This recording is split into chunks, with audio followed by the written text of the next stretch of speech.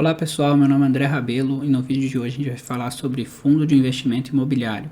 Para quem tem acompanhado o canal deve ter percebido que eu estou numerando os vídeos, né? Eu tentei começar pelos vídeos de ensinar como se organizar financeiramente, depois eu fui para renda fixa, depois eu ensinei como abrir conta em corretora e como que funciona, e agora a gente está chegando no fundo de investimento imobiliário, que é o que tem algumas pessoas chamando de nova renda fixa.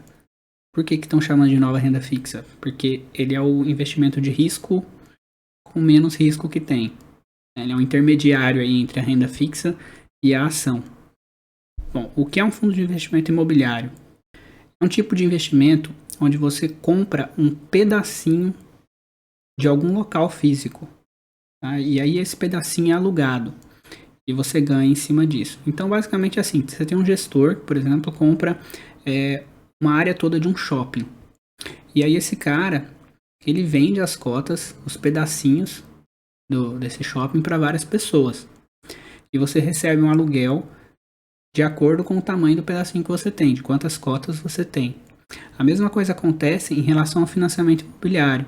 Ele pode vender uma dívida, ou seja, ele pega uma vaquinha de várias pessoas, como se ele fizesse uma vaquinha com várias pessoas que compram essas cotas, e aí ele pega e empresta para alguém com juros, né? E aí a pessoa vai pagando e ele vai dividindo pelas cotas o valor, tá?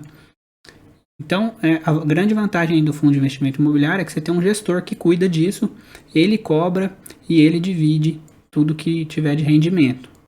Então, por existir um imóvel físico referente a esse fundo, ele é considerado menos arriscado que ações. Tá? Porque ações você depende da empresa performar bem, da empresa não quebrar, vem uma pandemia assim, de repente a empresa fecha. Já o local físico, ele está lá. Simplesmente pode até ficar fechado, sem pagar aluguel, mas ele está lá.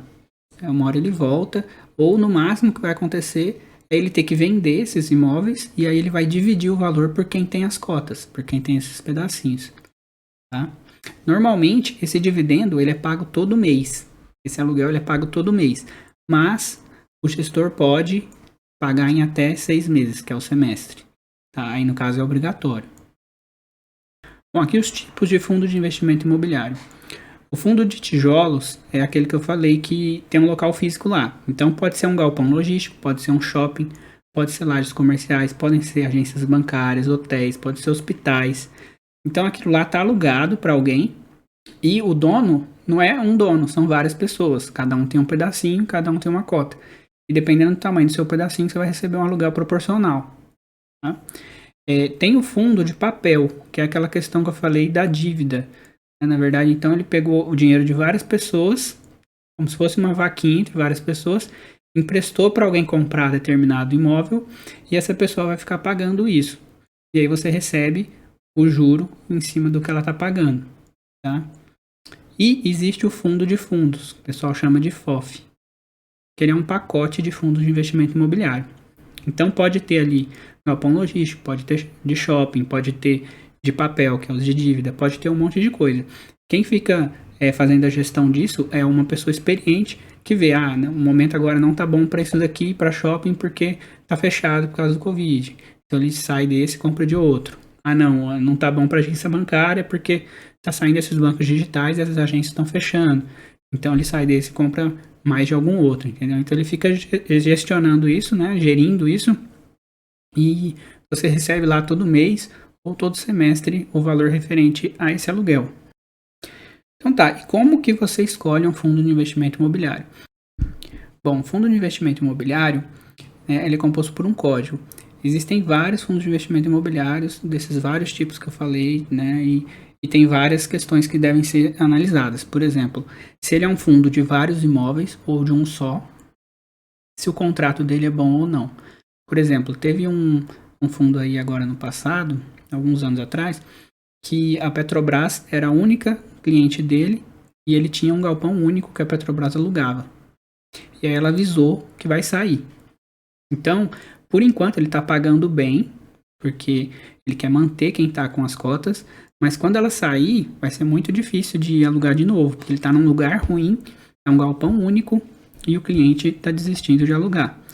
Então, é sempre bom olhar todas as questões aqui para ver se realmente vale a pena aquele fundo que você está entrando.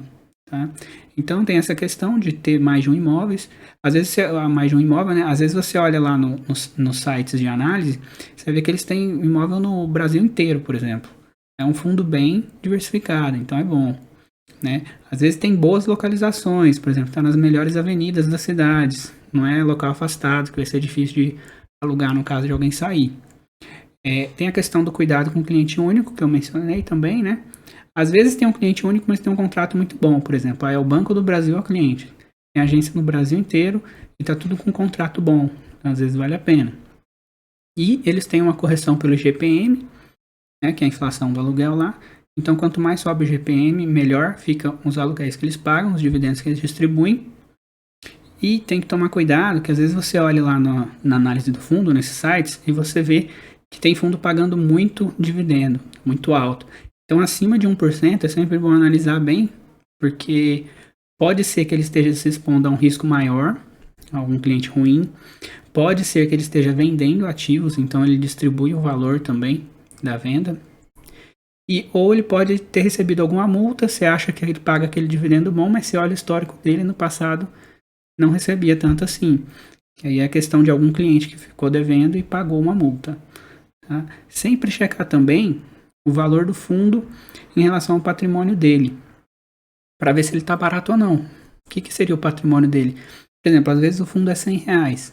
E se você vendesse todos os patrimônios dele, daria R$110. Ou seja, ele está mais barato do que o patrimônio dele. Né? A cota dele está mais barata do que o patrimônio. Então, se por acaso ele quebrasse, você entrou a R$100, ele ia te devolver 110. Tá? Pesquisar sobre a gestão do fundo e histórico. É sempre bom também você olhar, nesses sites também mostra quem que é o gestor, como que está o histórico dele, quanto que ele vem pagando cada ano, cada mês. É sempre bom olhar lá certinho. Os fundos, eles se beneficiam quando a Selic está baixa, né, e podem perder valor quando ela está alta. Por quê? Porque apesar dele ser um investimento com menos risco do que a ação, ele tem risco. Então, se a Selic estiver muito alta, a renda fixa começa a pagar bem. Então, as pessoas saem dos fundos imobiliários e começam a investir em renda fixa. Tá? Bom, esse vídeo eu vou parar por aqui, tá? E vai ter outra parte ainda, acredito que mais uma. E aí na segunda parte eu vou fazer a comparação com você tendo um imóvel para alugar, né? Quais são os benefícios do fundo de investimento em relação a isso. Também vou mostrar alguns sites que você pode usar para escolher os seus fundos de investimento imobiliário. E se você gostou, peço que você curta, compartilhe. E por hoje é isso e até a próxima.